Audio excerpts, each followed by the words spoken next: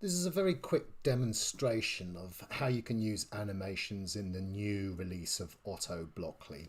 So things have been made much easier, so the animations are much smoother, but you do have to be careful that you remember to update the screen once you've actually written the shapes or the text that you want to be presented on your OLED. So I'm not going to go through how the OLED is connected up to Otto. That is covered in another video. This is purely about using Blockly to animate perhaps different features on your Otto. And what I'm taking as an example is the Otto logo. So I'm just going to take you through the Blockly quickly, how I've put this together to create the animations.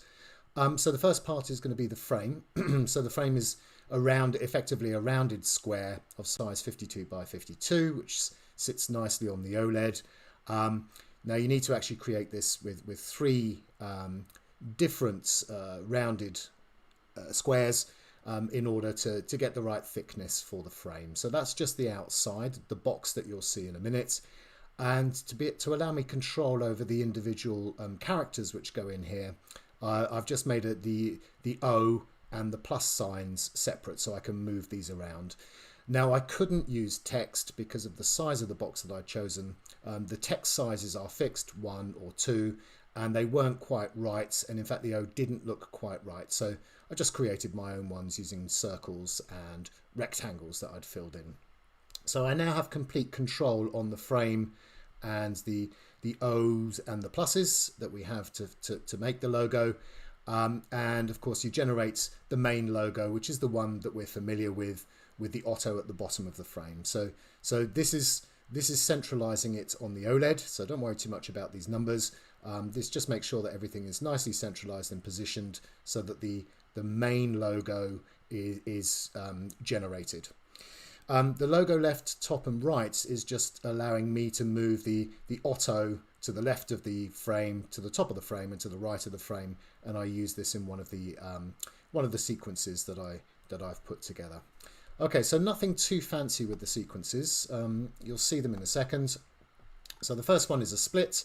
So this is going to split the logo, the main logo, vertically and horizontally. So everything splits apart and then comes back together again. Okay, so again, you can play around with timings with this and the steps. Okay, I found that steps of 2 seems to give us a nice smooth motion, doesn't take too long.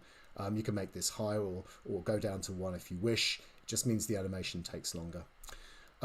Logo spin is where I use the left, top and right and just spin the Otto logo around in varying steps. So it starts off fairly quickly and slows down towards the end. Okay, so you'll see that happening. I quite like the logo random, so I create the frame and then randomize the positions for the 0 and the plus a number of times, 36 times, and then it settles down to be the main logo screen at the end. So that one's quite nice. And invert, this should be easier. You can invert text very easily, but it's not so easy to invert shapes. So I've just essentially inverted the frame so that it becomes all white, and then inverted the zeros and the pluses, the O's and the pluses, and alternate between the main logo and the inverted colors, as it were. Okay, so you'll see that in the demonstration. Fine. Okay, so let's take a look at this then. Okay, now apologies for the light, but if I put on the LED light on my Razor Cam, it will give a lot of flickering, similarly with any background light. So there is going to be flickering, that's inevitable. I can assure you that the animations themselves are perfectly, they do not flicker at all on your OLED. So when you try this out, we've now sorted all of that out in the new release, and this is what it looks like.